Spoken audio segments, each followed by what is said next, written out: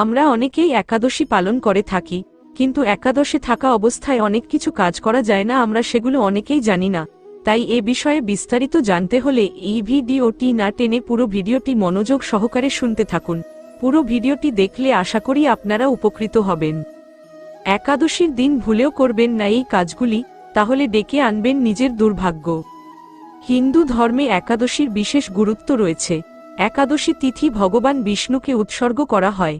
একাদশীর দিন রীতি অনুযায়ী ভগবান বিষ্ণুর পূজা করা হয়।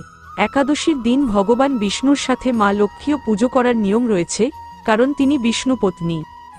ধার্মিক মান্যতা অনুসারে একাদশী ব্রত রাখলে সমস্ত রকম পাপ থেকে মুক্তি ঘটে, এর সাথে সাথে সমস্ত রকমের মনস্কামনা পূর্ণ হয়। হিন্দু ক্যালেন্ডারে প্রতি বছর 24টি একাদশী তিথি রয়েছে, যার মধ্যে প্রতি মাসে 2টি একাদশী আসে। প্রতিটি একাদশীর বিভিন্ন গুরুত্ব শাস্ত্রে বর্ণিত আছে। বিশ্বাস করা হয় যে একাদশীর ব্রত পালন করলে সমস্ত পাপ থেকে মুক্তি পাওয়া যায়।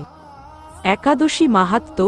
ধার্মিক মান্যতা অনুসারে একাদশী ব্রত রাখলে সমস্ত রকম পাপ থেকে মুক্তি ঘটে, এর সাথে সাথে সমস্ত রকমের মনস্কামনা পূর্ণ হয়। মনে করা হয় একাদশী ব্রত করলে মৃত্যুর পর মোক্ষ প্রাপ্তি ঘটে। একাদশী পূজার সামগ্রী সূচি: শ্রীবিষ্ণুর চিত্র অথবা মূর্তি, ফুল, নারকেল, সুপারি, ফল, লবঙ্গ, ধূপ, দীপ, তুলসী দল, চন্দন, মিষ্টান্ন। একাদশী পূজাবিধি। একাদশী তিথির হিন্দু ধর্মে বিশেষ মাহাত্ম্য আছে। একাদশী তিথির দিন ভগবান বিষ্ণুর বিধিবিধানের সঙ্গে পুজো করা হয়। মনে করা হয় যে এরকম করলে যে কোনো রকম মনস্কামনা পূর্ণ হয়। সকালবেলায় স্নান করে শুদ্ধ বসনে দীপ জ্বালিয়ে ভগবান বিষ্ণুর গঙ্গা জল দিয়ে অভিষেক করতে হবে। ভগবান বিষ্ণুকে ফুল এবং তুলসী দল অর্পণ করতে হবে।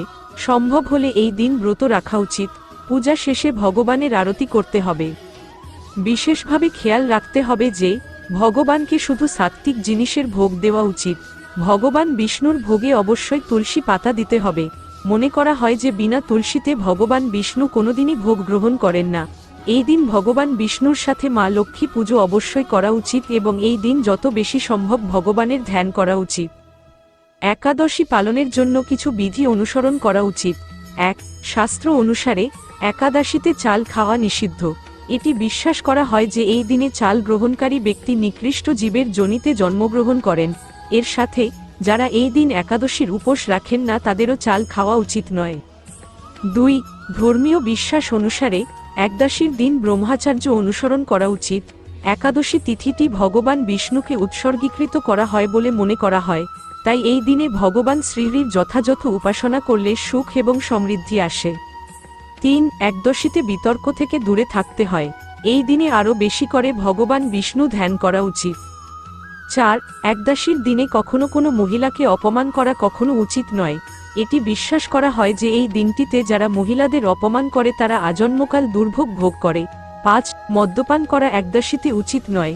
এটি বিশ্বাস করা হয় যে ব্যক্তি এরম করে তাকে জীবনে কষ্ট ভোগ করতে হয়। আশা করি এ বিষয়টি নিয়ে আপনারা বিস্তারিত বুঝতে পেরেছেন। ভিডিওটি যদি ভালো লেগে থাকে তাহলে অবশ্যই চ্যানেলটিকে লাইক, কমেন্ট ও সাবস্ক্রাইব করতে ভুলবেন না। হরে কৃষ্ণ।